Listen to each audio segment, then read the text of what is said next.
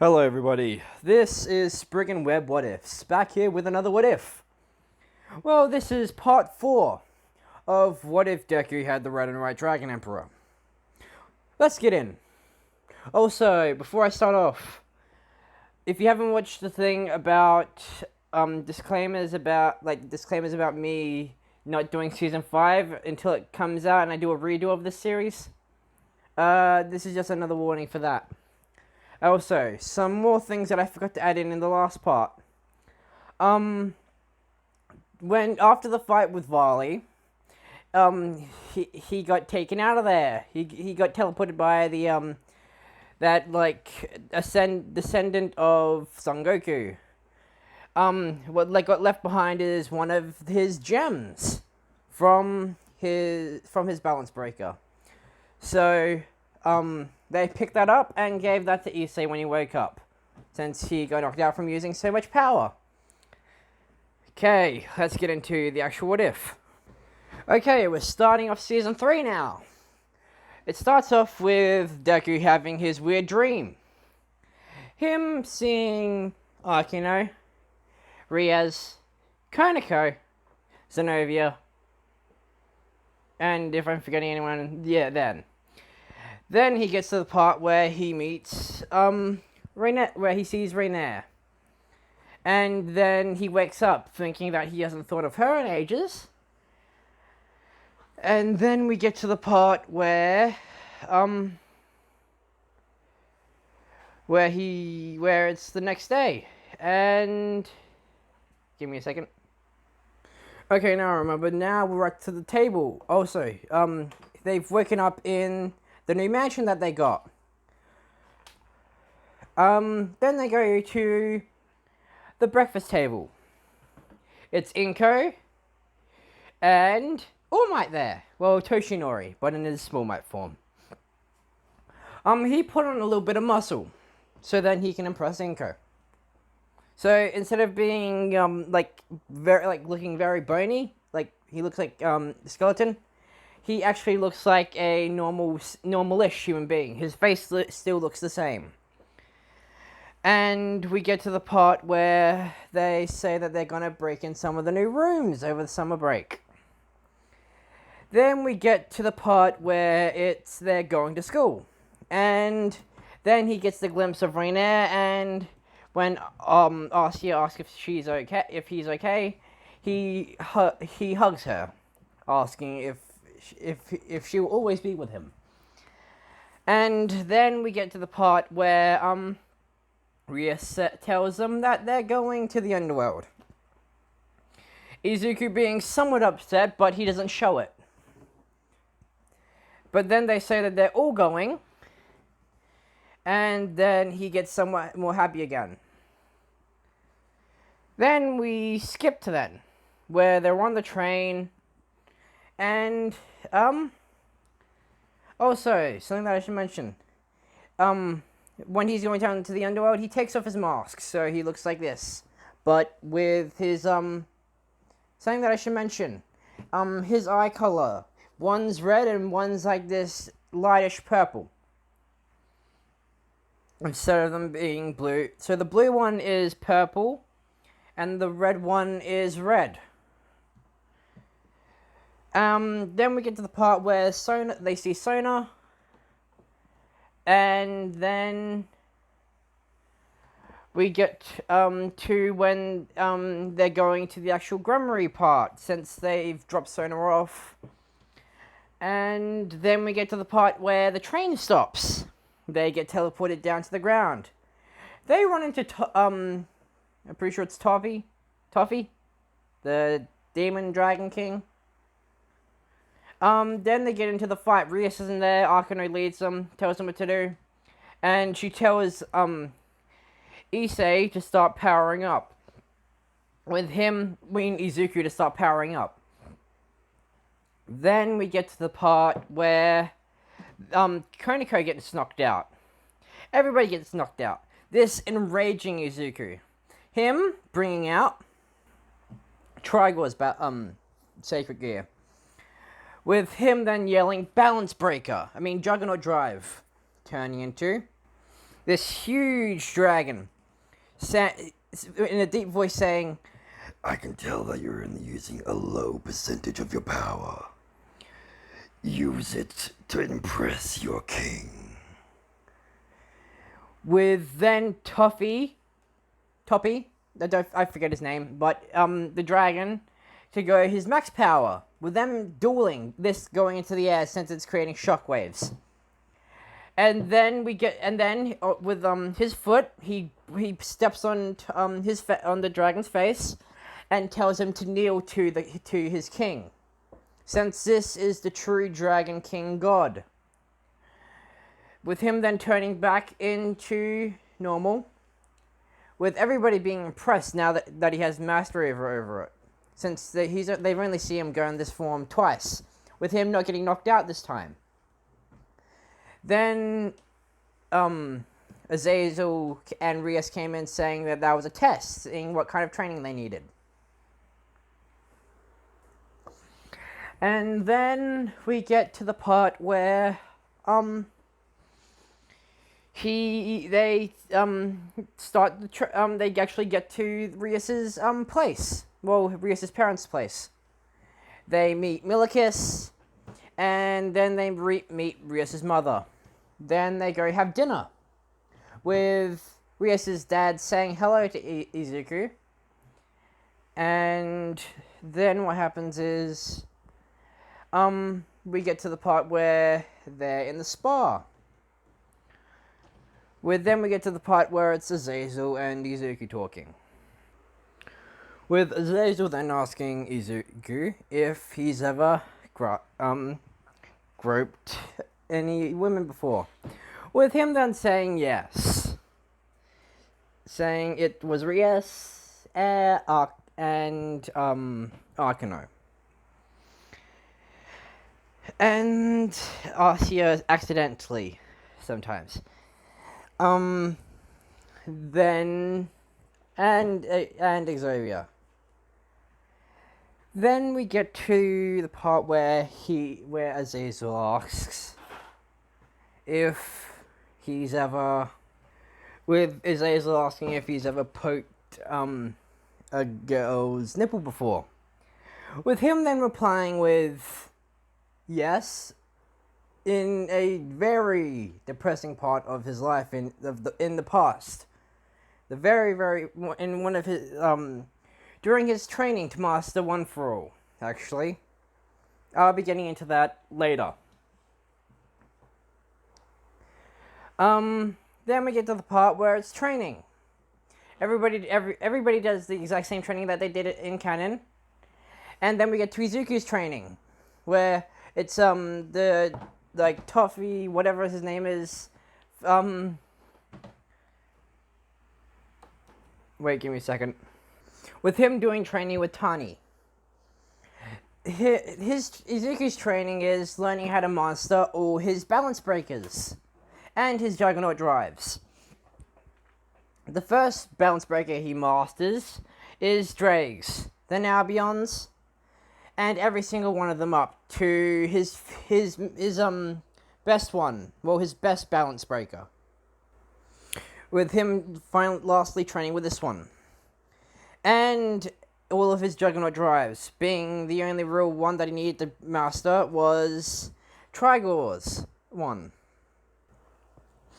Then we get to the part where after the training he meets up with everybody else. With them then saying that Arkano is knocked out. Not Arkano, Konako. Them saying that Konako is knocked out.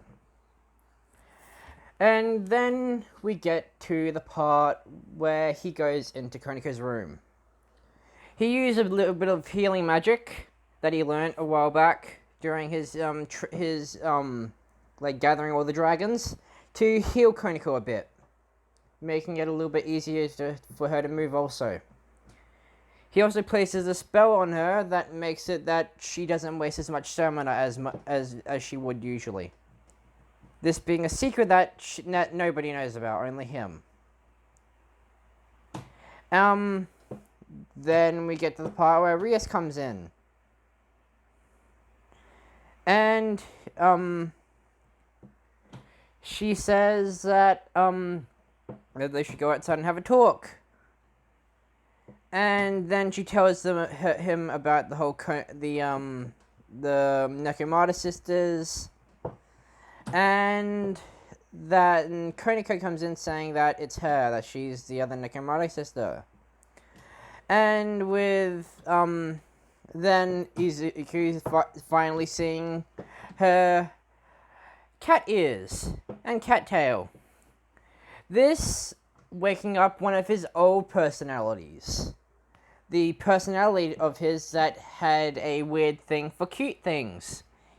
In the past, before he like when he was like around 12 and 13, he had this weird obsession with cute things, and his favorite thing to obsess over was cats. His eyes then turning into stars, like his pupils turning into stars, with then him hitting his head, knocking himself out of it. That, with Rias and Koniko being worded out, them not seeing the side of Izuku. Then we get to the part where it's the where all the people are meeting up. Odin comes in and we see everybody come in, and then we get to the part where the two young devils are fighting. Then Serzex comes in. I'm sure. Wait, is it Serzex? No, not Serzex. With them then running into Sarorg, and him dealing with the that devil that caused the fight. With then them finding out that that's Rias' cousin. And then we get to the part where Rival Phoenix comes in, asking him if she'd like to try some of her cakes and tea. With him accepting, since he enjoys cakes and tea. And he'd enjoy some company sometime. Then we get to the part where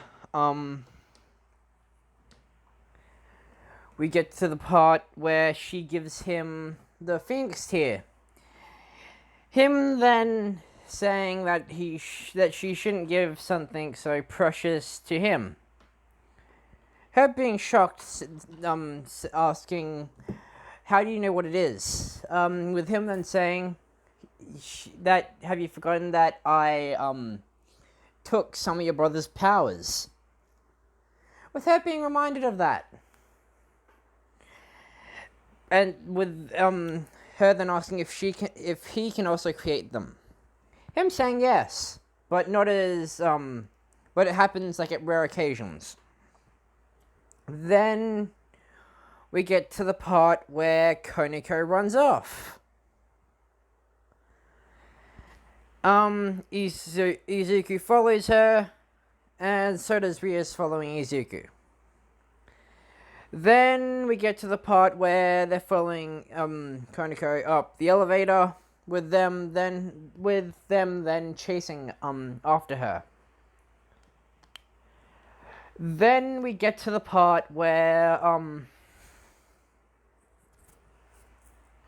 when the descendant of Son Goku comes out saying that they should stop hiding, with Izuku and Ryosen coming out. And then with them then starting to fight, with Tani fighting the descendant of Son Goku.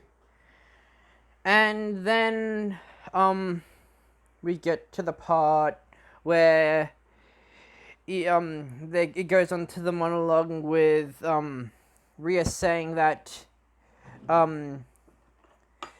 Koniko's sister hurt her when she was young, saying that she doesn't deserve to take Koniko with her. With then Izuku getting reminders of his past, with his father leaving him and his mother. Him getting pissed, like more pissed than he's ever since he knows what Koniko's been through. with him then in a deep, venomous voice saying that, I also know what it is to lose someone dear to you. and then, he goes on to the whole monologue saying that his father left him at a young age because he was quirkless and he had no power. Then he gets angry enough where he brings out Drake, Albion, and this one, which is the Purple Dragon Emperor's which is the Purple Dragon Emperor crystal that he absorbed. This going into his right hand, which this now allows him to copy any ability and or skill that he's seen.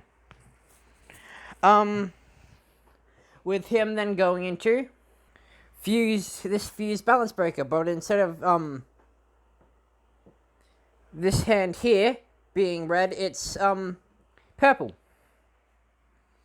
And then Izuku rushes at Kurika, and with both of his hands going in for a clap, stopping a few centimeters up from her head, her being absolutely terrified from this.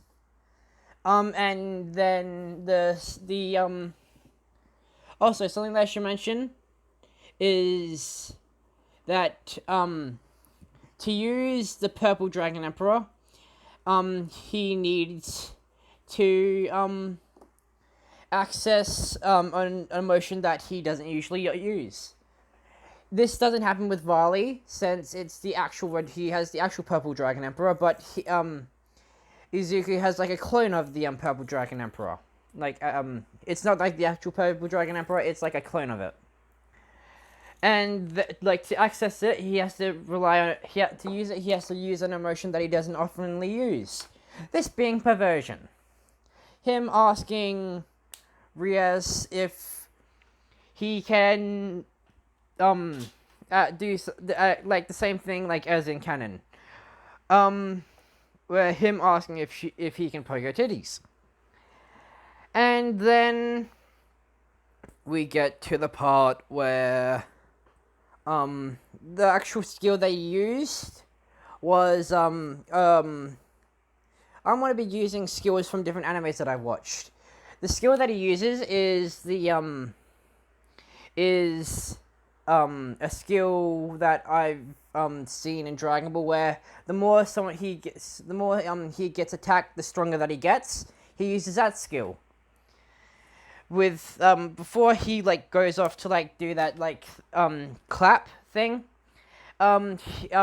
she shoots a couple of the chi balls at him. With then him going into rush with both of his hands stopping a few inches from her face. With then the Goku's descendant coming in to save her. Shows up. And then we get to the part where they're leaving. With Koneko being... no, they're not leaving yet. During this whole thing, the whole Loki thing happened. And then we get to the part where they're coming up with a plan, since they did seal Loki in that place, and then they said Rias offered for them to go. They do go, but it's everybody the same from canon. Then they get there. And they wait until Loki pops out. Izuku says that he'll deal with Loki until they are finished with the others. Him then going with only Drake out. With only Drake's gauntlet out. Him boosting into Mjolnir. Boosting and boosting and boosting, making it even bigger than it was in canon. Him then going back to this form. Him then rushing at Loki, smacking down the hammer, sending him back to that prison. Him saying that line from Shakespeare, and with then they're going back to the underworld saying that they're impressed. Then we get to the part where they leave.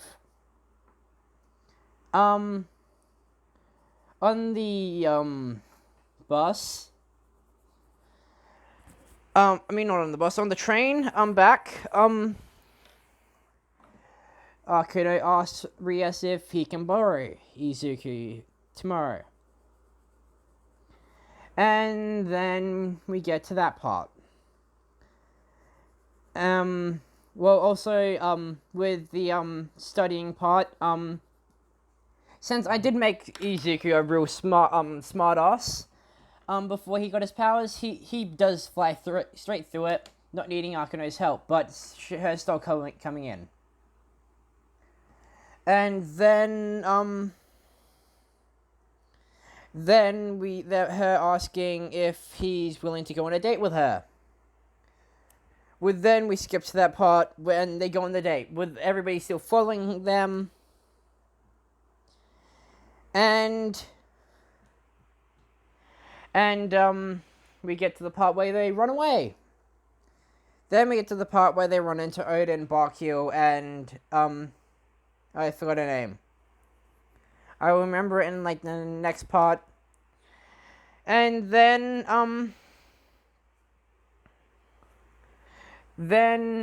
we get to the part where Barkil is asking Akuno why she was with the Red Dragon Emperor in a place like that. With her then saying that he doesn't need to know. Then we get to the part where it's in Akuno's bedroom. And then we get to the part where Akuno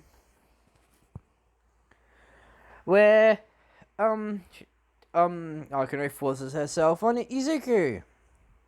Then Booby Lingua activates. Going into whole Akuno's backstory, saying that she doesn't want to hate her father, but she needed someone to blame on. And then we skip to the part where she's giving Barkil the lunch and kisses Izuku.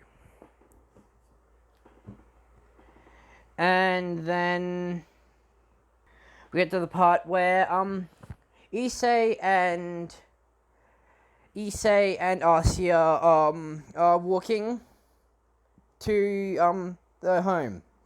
Them getting reminded of the sports festival, and Arcia trips, being catched by Diodora. And then we get to the part where he proposes and doesn't stop sending her letters. Then we get to the classroom. Also, the party still happens, and Azazel still shows the thing from the underworld of Issei, and him saying that they love the things that he says about Ria's boobs, and boobs in general, and then him saying that it's the kids that gave him the name the Grabbing Dragon. And then we skip to the part where